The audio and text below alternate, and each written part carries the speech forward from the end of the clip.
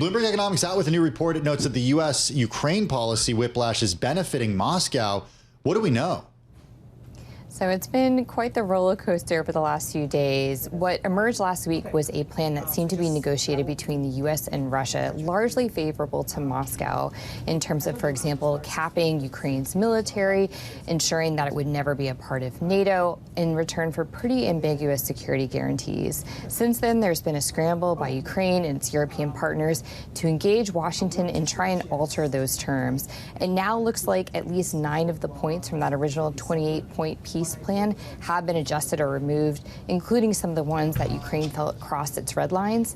And where things stand is finalizing those terms and then pitching them back to Moscow. But our assessment is that Russia is unlikely to receive in a positive way those altered terms based on how things have gone earlier this year in prior rounds of negotiations. Wait, so you know what I keep thinking? Who's calling the shots of a possible truce? Is it U.S.? Is it Europe? Is it Ukraine? Or is it President Putin of Russia? Or maybe a little bit of all of them?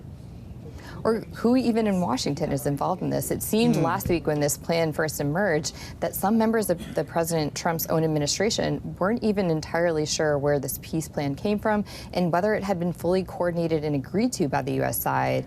But then it quickly moved from that to the U.S. setting an ultimatum on Ukraine to agree to it, and now we're renegotiating the terms of it. So it's been a lot of twists and turns here, but this isn't an entirely new story. This is something we've seen earlier this year. If you think back to August when President Trump met with President Putin and then immediately rushed into a summit with Ukraine and European allies, this feels very much like a familiar pattern and one I think is likely to produce the same outcome, which is no peace plan. Well, okay, so on that, European allies, sort of another group here that we need to focus on. What do they want? I think European allies are primarily concerned about, first, making sure that this deal isn't so heavily weighted in Moscow's favor that, for example, it doesn't end up preserving peace for the long haul. That, for example, it leaves Ukraine in a weakened position that could allow Moscow to just reconstitute its forces and re-attack. That not only has implications for Ukraine's security, but ultimately for Europe's. So that's going to be a major area of concern. Second major area of concern is one of the elements of that original peace plan was around the frozen Russian assets and how they would be leveraged, and in particular, how they might be leveraged to essentially pay the U.S. back for security commitments to Ukraine. That's something that Europeans have a stake in as well, and they would want to have a say in how those frozen assets are used, particularly as they're debating internally whether or not to use them to support Ukraine in the short to near term. Hey, Jenny, I want to move on to U.S. and China, but one last question. Is there still a feeling here in the United States and obviously elsewhere in Europe, I think Europe it's a safe yes, but here in the U.S. that if this is a much more favorable agreement to President Putin, that he may, in another few years, create another war and go after another land grab? I just wonder how much of that fear is still out there.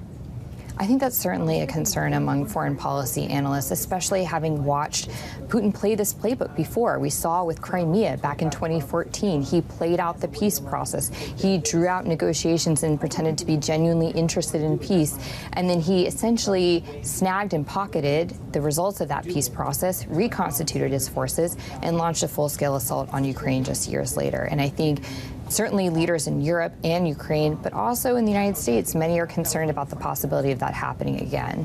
So in terms of just thinking about possible endings for this, as we do get close to the 4th year of this conflict, what would an end look like that Russia would be okay with and Ukraine and Europe would be okay with? It's hard to see at this point a potential compromise position because Moscow seems to be betting on more battlefield gains and essentially seeing that time is on its side. It really doesn't have an incentive to negotiate for peace because it thinks it can just continue to win territory. The West's support for Ukraine will continue to dip. Ukraine will continue to have some of the internal issues we're seeing, like with corruption scandals and losing political domestic unity. And it will just have to bide its time and continue to push for the offensive. I think what could change Moscow's calculus is stricter Western sanctions that bring some of its economic troubles more to the forefront. That might press it into a position where it realizes it's not a war that it can continue to afford.